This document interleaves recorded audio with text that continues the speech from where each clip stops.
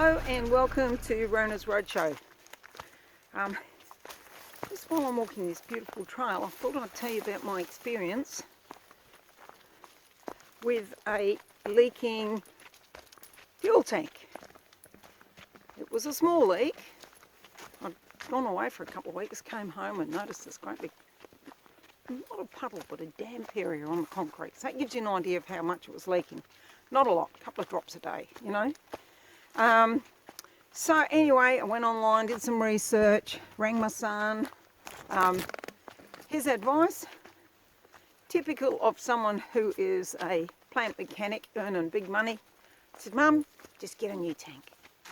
I think it was about $1,500 for a new tank. I've got a long Ranger tank, 140 litres, which apparently, just to let you know, only holds 128. They've got all air pockets in. Anyway, so I thought, oh, I don't think so. Plus I rang up some places and they said it'll cost you $600 for us to drop the tank, $600 for us to put it back up. Number one son's no good for me because he's in Darwin, so he couldn't do it. So anyway, I thought, oh God, what can I do without dropping this damn tank? You must be able to fix it. So I went through a whole range of things. First one I tried, soap, unscented. It's very hard. It's quite cheap too, you get it in Coles. That worked best for the temporary fixes. It'll last a day, maybe two, but invariably no good. Then I went through the whole thing. There was one about a little, you know, a little screw you put in with a collar on it. That'll stop it. Nah, that doesn't work. Metal screw.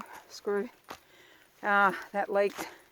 Plus it made the hole a bit bigger, which was a bit dreary. Anyway, then we started on all the epoxies.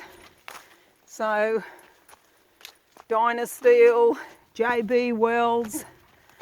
What a pile of rubbish those things are. So, you go on YouTube, you'll see all these guys, oh, you know, it was fantastic. It was belching out fuel, and I just stuck it straight on there. Fixed it like a dream. It's been on there for 3 years. Yeah, well, mine lasted most 2 days. I did try one. It's a JB Weld tank fix. It's got a piece of fiberglass, and I put that one on. That lasted about 4 or 5 days. But I went through all the advice, everything. So I drained the tank, I cleaned all of the outside, got it spotless, roughed it up with a bit of sawdust, sandpaper, sorry, and but nothing worked. So then finally I was left with dropping the tank. I had the welding options. Okay, got a guy and he said, oh, I'll weld it for you, $30.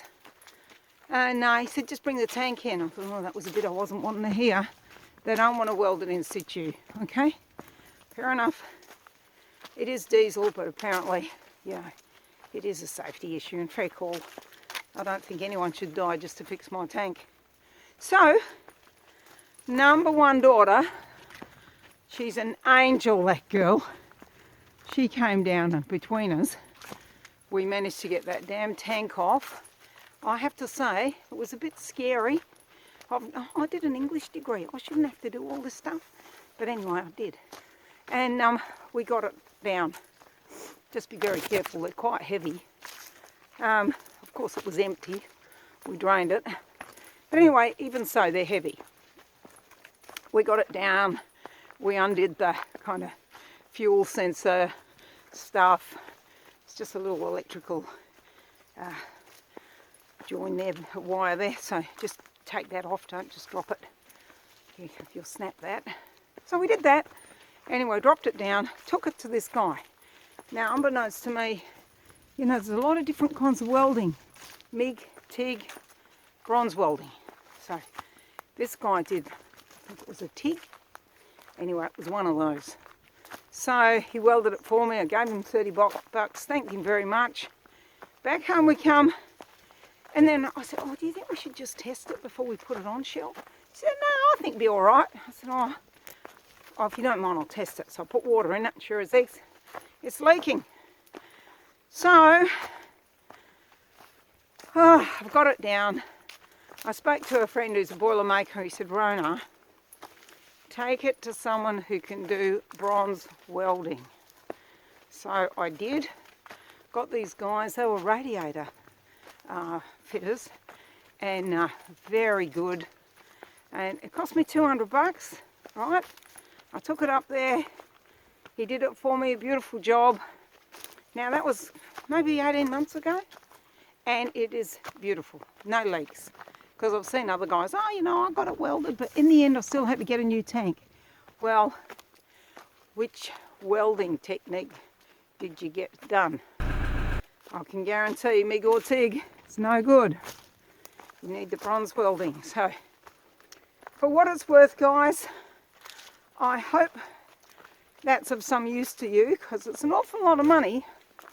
I was starting to look up, you know, upwards of $2.5 grand to get that fixed, and it cost me 200. It was quite hard on me and my daughter, because, you know, oh God, I'm not wired for all this mechanic stuff, but anyway, you've got to do what you've got to do. Anyway, so put a bit of that soap in, guys. The hard one, no perfume. It will kind of get you somewhere, you know, to help. Just keep scrubbing it in there, pushing it in. P.S. I did try chewing gum. Useless. I also cleaned the cap, the fuel cap, just in case pressure was adding to the problem. But at the end of the day, do whatever you want, guys. But my advice, save yourself the pain and suffering. Cut straight to the bronze welding. All right, that's it from Rona's Roadshow. Thank you for joining me. I hope it helps you out when you're out there. And I look forward to seeing you out there. See you later.